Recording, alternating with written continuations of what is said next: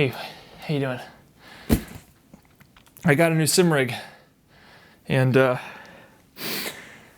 gonna put it together.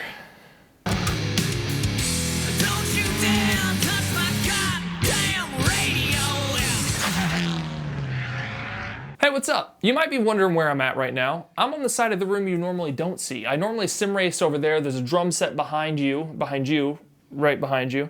And yeah, there's just no room for all these big boxes from Next Level Racing in here. The goal today is to change out my existing sim rig with this one sent to us from Next Level Racing, and it is the FGT Elite 160. It's black and diagonal. It looks really slick. I'm excited to use it. And in honor of Next Level Racing, I figured everything in this video we will do at the next level. We're leveling up. I'm gonna be tough as shit. I saw the boxes and I already started acting a little next level. I carried all this stuff up here by myself, a whole 230 pounds. Yeah. The real question is swinging around. It is. I'm gonna be honest, I'm not that much of a next level kind of guy. And I might have enlisted some help to actually get those up here. Some of it was real, but most of it was fake. Yeah. Sorry. So today is not only a happy day, we have a brand new slick looking sim rig coming in, but it's also a bit of a sad day because we're officially retiring this bad girl here. This sim rig was actually gifted by the community by Mr. Sincere Wilson over in chat in the early days of my YouTube channel. And I've gotten a lot of good memories out of this thing. I feel like the Straw Hats in One Piece, sending off the Going Merry right now.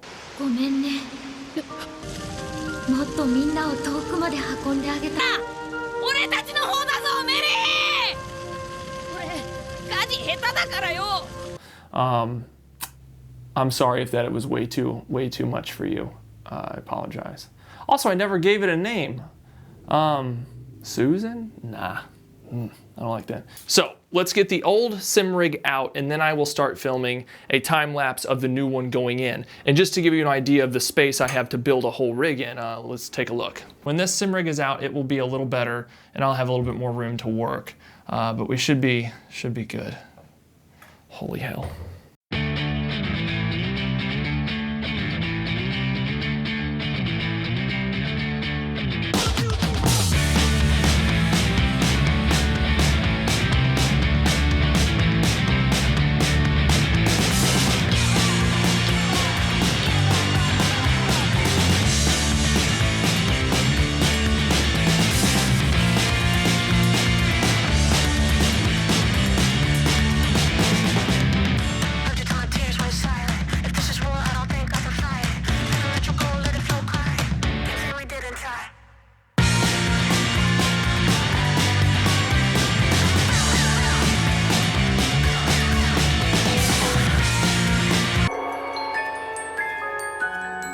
When the butterfly emerges days later, it uncurls its brand new proboscis. So yesterday was a very long day. I'm gonna share my progress. This is what my room looks like. I have the rig assembled. Everything is loosely put together. Hey, look at me. Really what I created here was a next level mess, to be honest. And also I woke up with some next level back problems. So my advice to you would be put it on something higher than a box if you have the space. Obviously, I didn't have that in this room, so that's what I ended up with. I'm also 6'3", so back problems were just destined to happen here. I'm feeling okay though. Enough to do this monitor stand and get on to the next part. But before we get on to the next time lapse, we have a lot of things to talk about because this rig is sweet. First of all, it did come with a couple options. You have the option to front mount your base with this plate, or there are also side plate attachments. All this custom hardware is really sweet looking too. Also Next Level Racing brands like every single piece they have, which is really nice. Like you'll see here on the end caps, it says NLR. There's even like a rest plate for your feet when you're not racing that is branded. So when you get your rig, you will get this instruction manual. Do not sleep on this. Follow this to the T. Listen. Don't be a typical man, okay?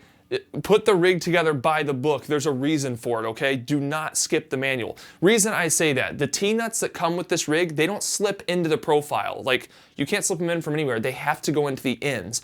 So follow their instructions to a T. I will say the hardest thing to follow as an American and a dummy is that this shifter mount, being that Next Level Racing is from Australia and most motorsport is from Europe, they shift with their, they shift on their left side. Here is that the instructions just say the simple words, mirror these instructions if you want to mount it on the other side. Now, with diagonal bars and T-nuts getting inserted, I think one of these bars had 12 T-nuts inserted on it. I will tell you that make sure and take your time. Maybe take a picture of it and flip it, because my dumb brain could not put it together, like how to mirror these diagonal bars. You'll be fine, just follow the instructions.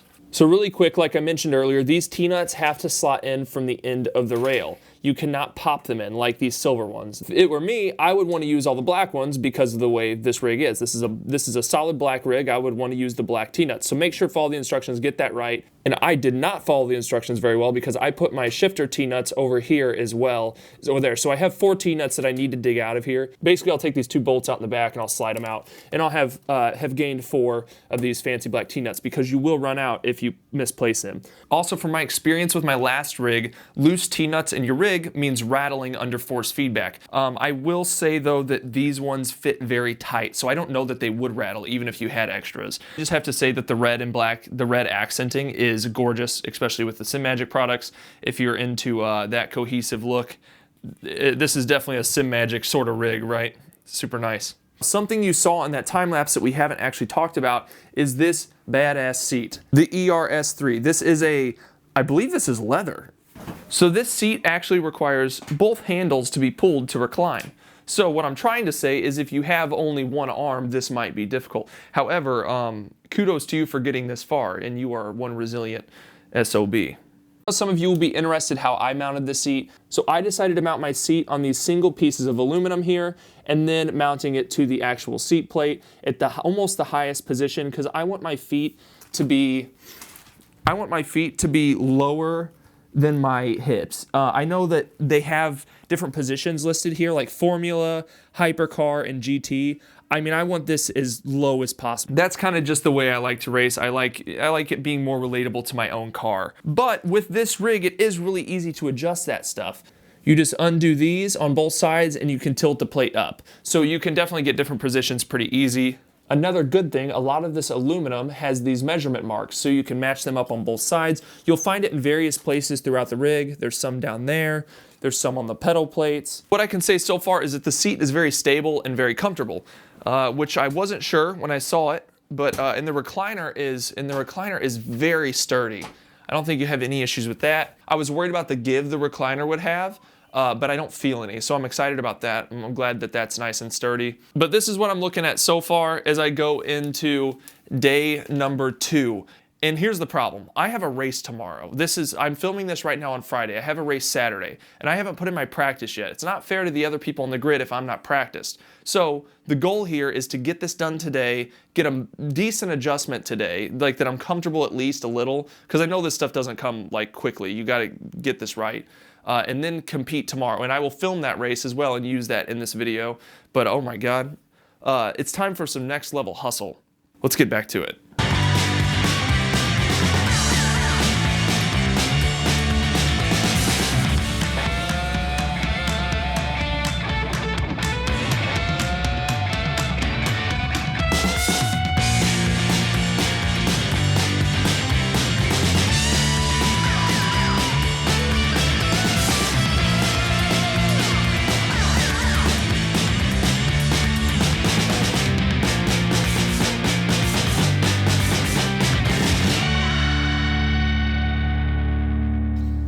So I did another 3 hours this morning, got the monitor stand built, I also got the pedals on, got the wheel kind of adjusted, everything feels pretty comfortable. So now the only thing left to do is just to have a next level snack. So this is my lunch, so next level lunchtime. The rig is where it's supposed to be. The cables aren't managed very good yet. I have it in a comfortable position that I'm excited to race with and see how comfortable I can get it. There is one issue though. So Next Level sent me the free monitor stand. So it's the one that actually separates from the rig.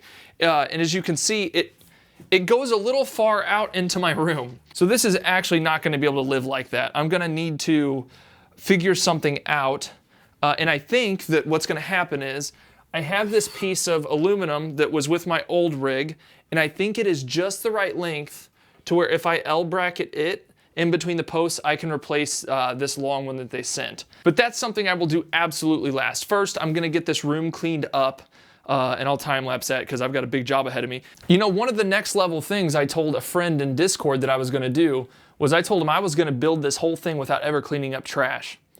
And he's like, you'll cave. And here I am over 10 hours into this build, and I made it. Now that it's all done, we get to do this. This is gonna suck.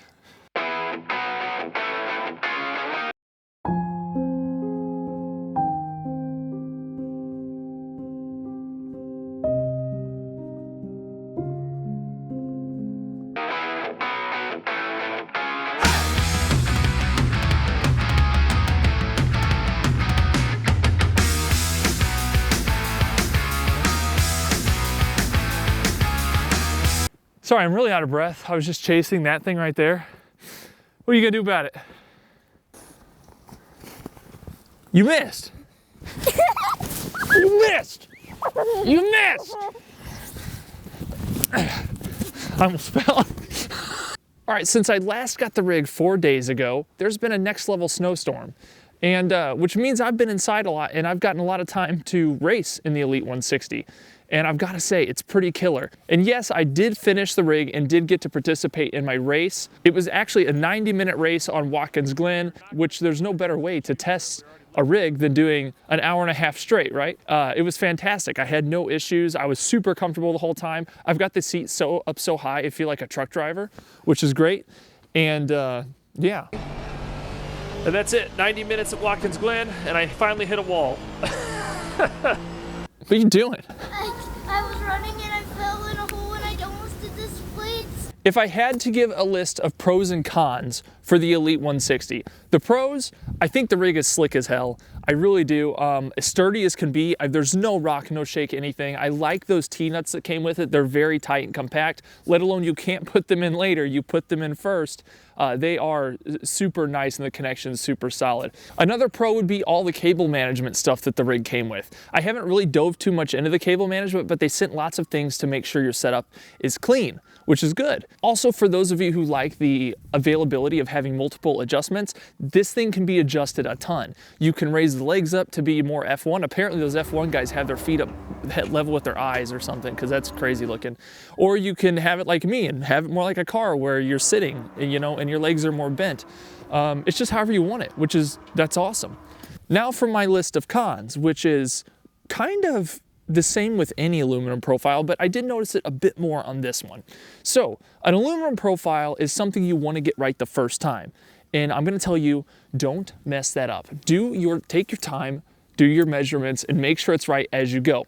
Because if you know this, uprights on an aluminum profile are a bit of a pain to move. If you loosen them, both sides had to move at the same time, and it's kind of a pain because the way that the metal scoots against the metal, it's all really tight fit. Now, I will say that on the Elite 160, my biggest con is that if you want to move those uprights, the shifting mount, the pedals and everything are attached to those. So now you've got like 8 points of contact to the main bottom that all have to be loosened and moved at the same time. It's impossible. So basically, if you're looking to move your uprights, you're going to have to take some stuff pretty much off. It's not an easy scoot. So make sure to do that right the first time. But the way I look at it, any sim rig you get, there is like that week or two trial period where you're really dialing things in. You won't get it right the first time.